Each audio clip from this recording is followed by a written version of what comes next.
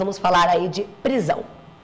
Eu quero saber o seguinte, doutora Ana, senhora não, né? Você que sempre recebe os nossos convites, vem com o maior carinho aqui. Eu quero falar quais os tipos de prisões existentes hoje no Brasil. E quem tem autoridade para dar voz de prisão e quem não tem. Porque não é só o delegado, não, né? Eu quero que você, por favor, explique pra gente. Ed, no Brasil, a gente pode dividir as prisões entre prisão em flagrante e prisões cautelares, tá? A prisão em flagrante, ela também entra um pouco na questão de prisão cautelar. A doutrina diverge quanto a isso. Mas a grande diferença não mora aí, não. A grande diferença mora é que nós temos a prisão em flagrante, que é aquela que eu preciso ter um evento na hora, que está sendo cometida uma infração que acabou de cometer, ou até foi cometida a infração e houve uma perseguição após, enfim, esta é a prisão em flagrante. Okay. E aí, após, eu tenho também a prisão preventiva e a prisão temporária. Tá? Qual que é a diferença? Eu pego de um lado a prisão em flagrante e do outro lado as cautelares preventiva e temporária. A prisão em flagrante, primeiro ponto. Além de que eu tenho que ter o evento ali naquele momento, qualquer do povo pode dar a prisão em flagrante. Ok.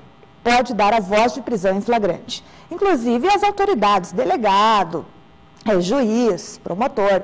Agora, a prisão preventiva e a prisão temporária não.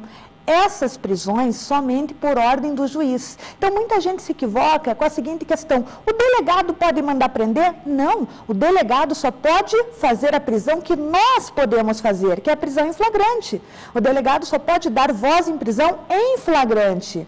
O restante das prisões, prisão preventiva e prisão temporária, é por ordem de um juiz. Senão, sim, quando você diz que nós podemos fazer, nós como cidadão comum podemos dar voz de prisão? Sim, só que é facultativo. De que forma? É facultativo. Você vê um flagrante acontecendo na sua frente, um roubo. Okay. Você pode dar voz de prisão, só que você não é obrigado a fazer isso. Ok. Se for uma autoridade, se for agente policial, se for delegado que está presenciando, aí sim, eles são obrigados a dar essa voz de prisão em flagrante. Nós, do povo, não temos essa obrigação, é facultativo. Mas, porém, temos esse direito. Temos. Uhum. Temos esse direito. Tipo, você está preso e, claro, vai ter que tentar, de alguma forma, mobilizar para que fique ali, para que a pessoa não saia do local, e daí chama a autoridade competente. Seria isso? Muito bem.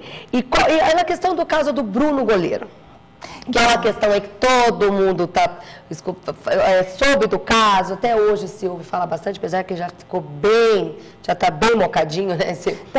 No caso dele não temos um flagrante, né? Porque flagrante é o quê? Flagrante, como eu falei no começo da entrevista, é um evento que está acontecendo, acabou de acontecer, ou ainda aconteceu e houve uma perseguição ininterrupta após. Aí sim, estou legitimado a proceder a uma prisão em flagrante. No caso do Bruno, não houve isso, né? Pois é, mas ele está preso, nada foi provado ainda, agora que lá o outro cidadão assumiu a culpa, ele continua preso. Então, no caso do Bruno é interessante, porque essa prisão dele é preventiva.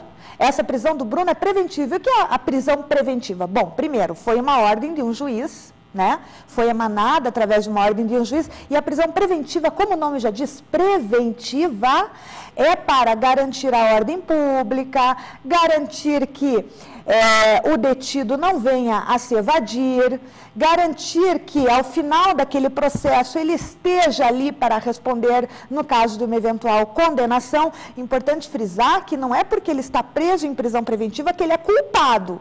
Ele está a título de medida cautelar preso em prisão preventiva.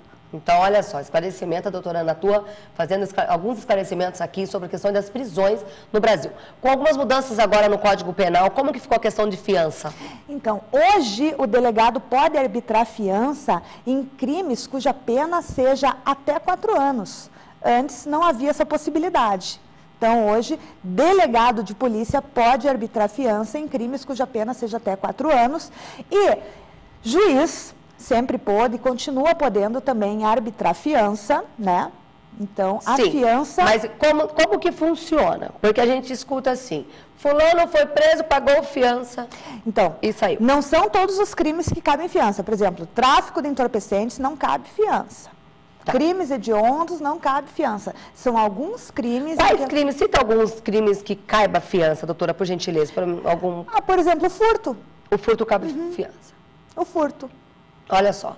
E excetuado esses crimes hediondos, tráfico, todos aqueles cuja pena máxima seja até 4 anos. Sim, todos que sejam até 4 anos, cabe. Por exemplo, acontece muito daqueles atropelamento, às vezes atropela, vai ali, paga fiança, já vi vários casos desse, que não teve intenção de matar. Então, cabe fiança, aliás, eu estou te perguntando, eu estou afirmando uma coisa que eu não sei, cabe fiança? Não, daí já é uma coisa, você está falando acidente de trânsito em que acaba havendo um homicídio, né? Então, daí, na verdade, já é classificado hoje como dolo eventual. Entendi. Dirigir embriagado. Dolo eventual, não é homicídio culposo, não, dolo eventual. Esse cidadão vai para tribunal do júri ser julgado e não cabe fiança se for preso em flagrante. Entendi. Dirigir embriagado. Então, dirigir embriagado sem causar nenhum homicídio, aí sim. Cabe fiança. E o que você acha, então, ainda desse nosso Código Penal? Não tem muita coisa que deveria mudar? Tem. O nosso Código Penal é de 1941, né? E, claro, né, com o passar do tempo, ele foi se remodelando, porque o direito vai sempre se remodelando aos acontecimentos fáticos da sociedade. Mas ele precisa ainda ser muito remodelado para alcançar os nossos avanços sociais. Eu acredito que precisa ser muito remodelado mesmo. Aconteceu um caso agora que foi noticiado por toda a imprensa, aquele jovem que matou um taxista, ele era menor de idade, foi para fora do Brasil, voltou daí, foi extraditado, voltou para o Brasil e ficou 13 dias preso, porque só daí com 13 dias ele completaria 21 anos, então ele já estava em liberdade, porque ele ficou fora, ele conseguiu fugir do país, daí voltou, como ele era menor de idade ainda, e ficou só 13 dias preso. Foi agora, acho que deve estar saindo hoje ou amanhã. Sim, a questão do menor é interessante, porque o menor de 18, ele é inimputável. O que significa isso? Ele não pode ser preso, ele não responde criminalmente por seus atos. Mas é uma coisa absurda isso, né, gente? Ele pode matar, ele pode roubar, ele pode fazer tudo, mas ele não pode ser preso. O Código Penal... Ele sabe fazer tudo isso, né? Mas não pode ser preso. O Código Penal não é aplicado a menor de 18 anos, não é. Então, se um cidadão de 19 anos pratica um homicídio, ele vai responder pelo tipo penal homicídio, pelo Código Penal e pelo Código de Processo Penal. Agora, o menor de 18, ele não responde pelo crime homicídio. Ele vai ser regido pelo ECA, pelo Estatuto da Criança e do Adolescente. Então, ele não pode ir preso, ele vai ser, na pior das hipóteses, recolhido, né, a uma internação, e ele não cumpre pena, o que ele cumpre é medida socioeducativa. Ou seja, isso é uma vergonha, né? Como diz Boris Casoy, isso é uma vergonha, porque é um absurdo. Porque a criança, fala assim, a criança, mas com 15 anos, com 16, já sabe planejar um crime, já sabe manipular e não pode ir preso. Gente, por favor, né? Autoridades, pelo amor de Deus, vamos dar uma olhadinha para isso. Doutora Ana, eu quero agradecer mais uma vez sua presença. Eu sei que daqui uns dias você volta, porque a gente tem muito que conversar. Obrigada. Você que queira saber alguma coisa através da doutora Ana, mande seu recado, por gentileza, no nosso mural, ela vai estar respondendo. Você que queira que ela venha esclarecer aqui algum assunto do seu interesse, fica muito à vontade para estar nos mandando a sugestão. Deixa o telefone de contato, por gentileza. 9692-9006. 9692-9006. Muito obrigada.